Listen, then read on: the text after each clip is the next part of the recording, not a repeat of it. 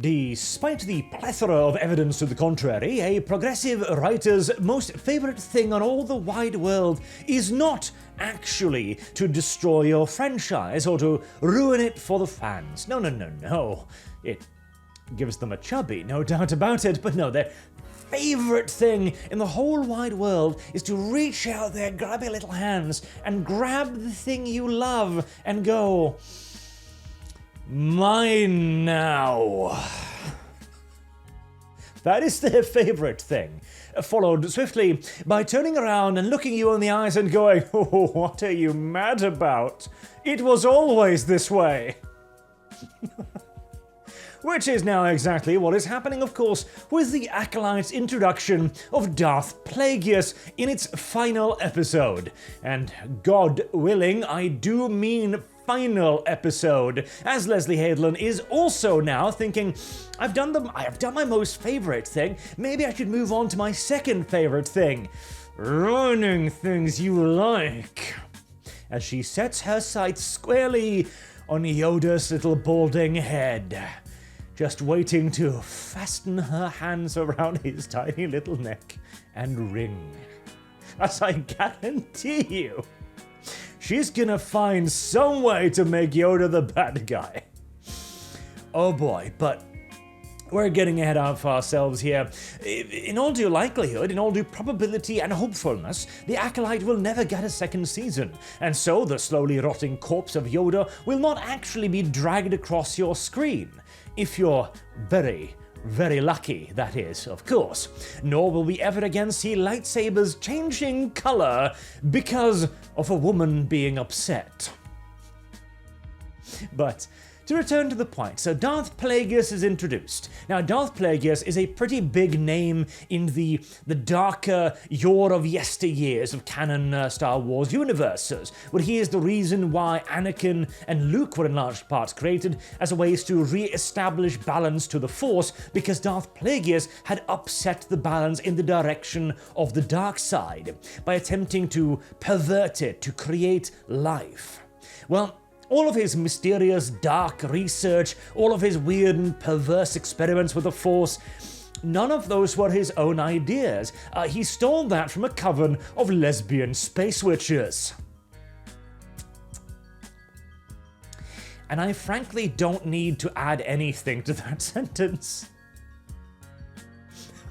There's nothing to add, frankly.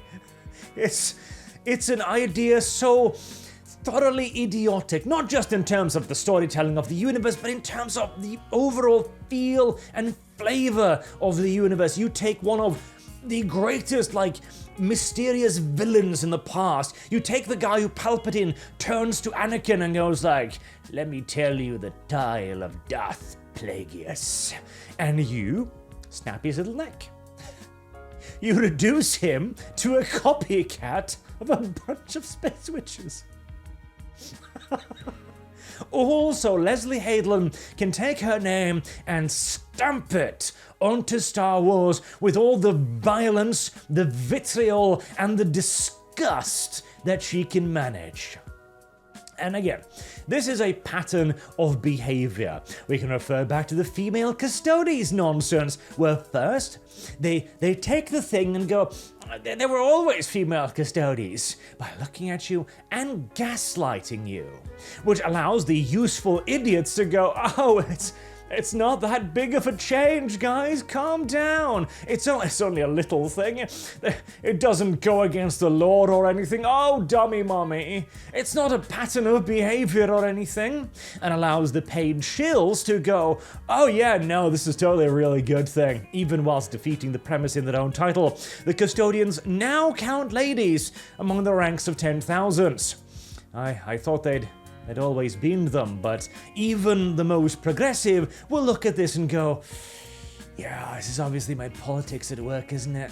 Oh well, I guess I gotta defend it. And this, by the way, to expand this beyond the Acolyte, right? And hey, you can accuse Leslye Headland of a lot of things, very few of which are positive, but she certainly has not failed in her quest to entertain the internet. More as a knock-on effect to the Acolyte rather than a direct consequence, but still, you know? And boy, I love to see the metrics of minutes watched of people watching people talking about and reacting to the Acolyte compared to minutes watched of people actually watching the Acolyte, as I feel like the first would absolutely trunch the latter. But you can see this. Okay, Batman the Caped Crusader. This is one of those potentially interesting upcoming shows where the showrunners are promising to bring Batman back to the glory days of the animated series. But this is Jim Gordon. In 1920s Gotham, there is a black police commissioner. Yet again, we return to the whole, this makes no in-universe sense whatsoever unless, and now this could kind of be interesting, unless you treat him in the way that a black police commissioner in the 1920s would be treated. I would expect a lot of large burning crosses on his lawn. Perhaps if you were to lean into that fully, there might be something at least vaguely interesting we could look into, as Batman himself, being the product of upper-class wealth in the 1920s, would probably have some interesting views on black people. But details, eh? But in all due likelihood, that's not going to be happening, because this is also Harley Quinn in that same show, where Harley Quinn is no longer the Joker's sidekick. She's instead basically the Joker, but in a Harley Quinn costume. And this is where we get to the point. Darth Plagueis is not being introduced because it makes sense to the Acolyte. He's not being introduced because it might somehow further the story or add gravitas to anything. It's being done so somebody can claim ownership over the thing. So that somebody can reach back in the timeline, put it just before the canon and go, oh no, that was me. Yeah, no, I did that. Yeah, totally. Just like this is going to be. This is going to be a current year revisionist view of Batman, where they looked at the internet and go, oh, people like the animated series a lot. Wow. What if we updated it for a modern audience? Wouldn't that finally allow our nonsense to be palatable, to be available and easily accessible for the general public? Won't they just cheer for us if we just did this in the current year? This being Dr. Harley Quinn again, by the way. And I don't think so. At this point, Batman the Caped Crusader, even if it'll be a good show, it'll probably still be absolutely slammed. And the odds of it being a good show are absolutely minuscule, because, again, these things are not done because you care about the franchise. These things are not done out of passion or love or interest or drive. It is done out of a desire to seize something else and to turn it into something that it is not. To reach back in time and rewrite history in the most Orwellian fashion. And I mean, hey, every book has been rewritten is an overused quotation at this point, but how can you look at this and not think that exact same thing? I mean, the whole bleeding of the kyber crystals things that Disney introduced, for example, I'm even sympathetic to the idea of it, that all kyber crystals are inherently like blue or green or good colors, right? Associated with the good side. Because the good side of the Force is the balance. The evil is the unbalance. Star Wars is a good versus evil universe. It is not one of moral gray areas. Which is why trying to turn it into a story about moral gray areas is a massive mistake, in my opinion. But hey, details. In which case, it would make perfect sense that the primary resource for making lightsabers would actually be good aligned, and thus they would need to be corrupted to turn red. Okay, I kind of actually like that. But to have this then happen in real time is idiotic and raises a whole heck of a lot of questions. Like, okay, so this is in the George Lucas timeline, right? With the Fall of the Republic, meaning that when Anakin was killing the younglings, that was not enough to turn his lightsaber red.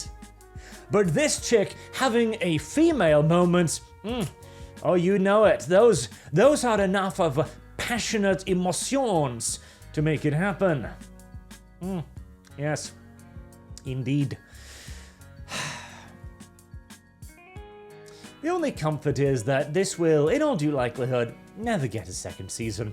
As I said in a previous video, The Acolyte was Disney's all-in attempt. It was every chip on the table. It was everything the HR lady wanted. It was every point of wokeism pushed to the absurd and the extreme, and still that mythical progressive audience that is just chomping at the bits to welcome Black Jim Gordon would totally come and save them.